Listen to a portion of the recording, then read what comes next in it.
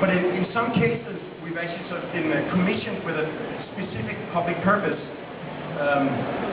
One of our first examples was the Maritime Youth House we did in Copenhagen. It was located on a polluted site.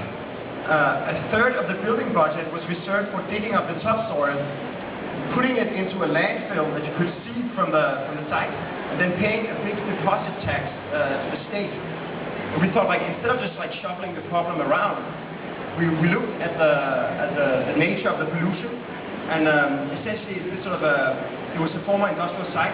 There's no emission of gases, so the soil would be as fine there as over there. Or when you replace the topsoil, it's like putting a lid on it. We found out we could actually cover the entire site with a wooden deck, that it would allow sort of turning the whole area into this public playscape, almost like a dune landscape made out of wood. And essentially, like traditionally, you know, in Copenhagen, you're not allowed to. You sort of stick under the clubhouses, the storage for the boats, and essentially by moving resources from what was a problem, the pollution, into a potential the public space, we actually sort of managed to sort of create a destination where the citizens of Copenhagen actually can go and enjoy the waterfront. This sort of idea of trying to find ways of involving the public, we found another interpretation when we got invited to do the city hall in Tallinn, the capital of Estonia. It's this like beautiful UNESCO World Heritage. And the existing city hall is located in 11 different buildings inside the city. We thought one of the ideas that you're basically to question is that you normally have, you know, the people outside and the politicians inside. So, like, what if we actually sort of hover the whole city hall above the ground? We create a continuous public domain that extends into the base of the city hall, becoming this sort of public service marketplace where the citizens of Thailand can actually go and see the politicians at work.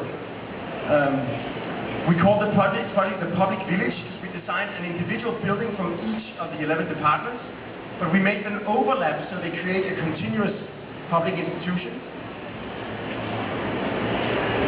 And finally, in the master plan, here in the background, you see the spire of the historical city hall of Tallinn. They wanted to have some kind of a tower in the new building. And we thought maybe the tower could be for the city council.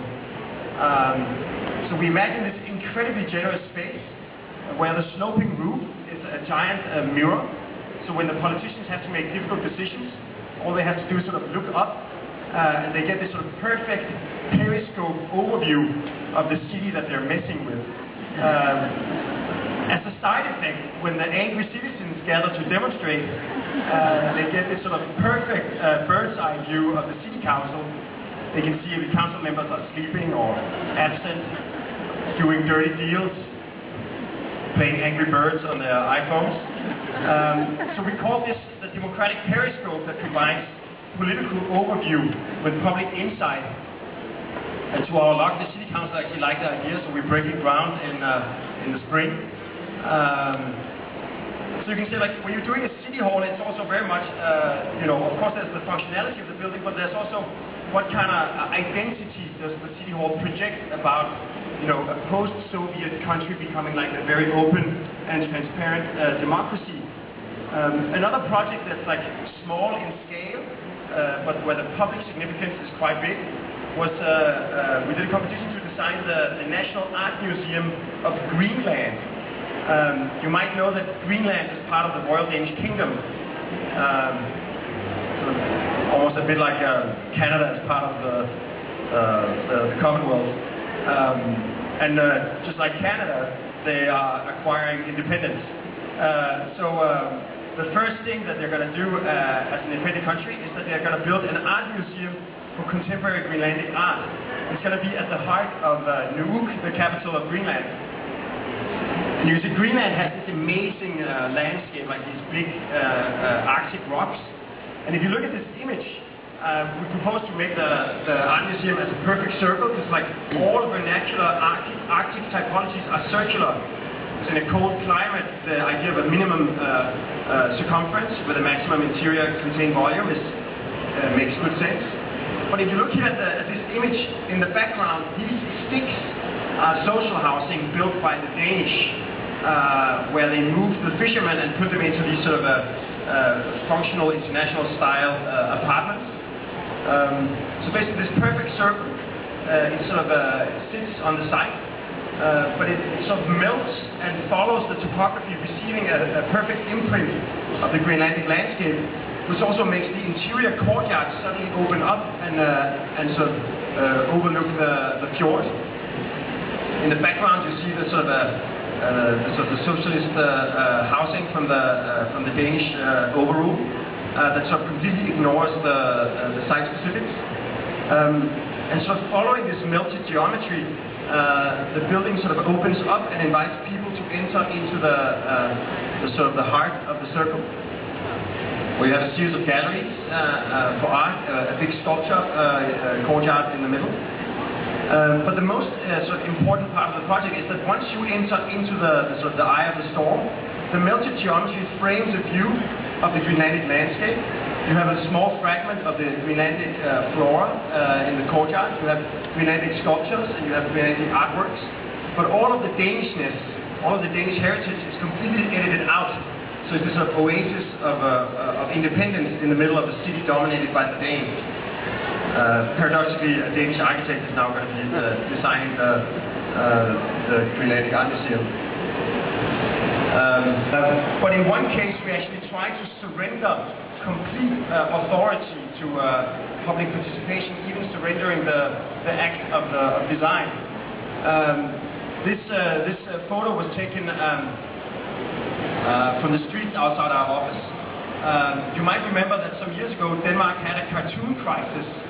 A provincial Danish newspaper commissioned 10 cartoonists to show that in the name of liberty of speech, some like misconceived crusade for the liberty of speech, that we could make fun of everything in Denmark, including the Prophet Muhammad. Like roughly 1 billion Muslims disagreed, burning flags, in this case in Syria. And here it's our office, the side street with the blue lights. This is a group of angry young men from our neighborhood with Muslim background that went berserk and burned cars and trash bins. So it became clear that even though Copenhagen feels like a small sort of Scandinavian city, it's actually becoming part of the world. And specifically the neighborhood where we live, or where our office is. Sometimes it feels like it's where we live. It's the most ethnically diverse neighborhood in all of Denmark. There's 60 different nationalities. And we were asked to do a competition for an urban space together with Topotech, the landscape architects, and Superflex, the art group. And I'm not going to explain the whole project, but ownership, the creation of feeling a certain ownership or integration in your neighborhood was going to be the crucial element of this project. So essentially this is a photo taken recently. We basically turned it into these like 3 main areas. It's under construction but opening here in the spring. So what we call the red square, where essentially different shades of red create different activities. The red square bleeds into the black market, where everything is also literally black, and finally the green part, where the paths and the bicycle paths are green.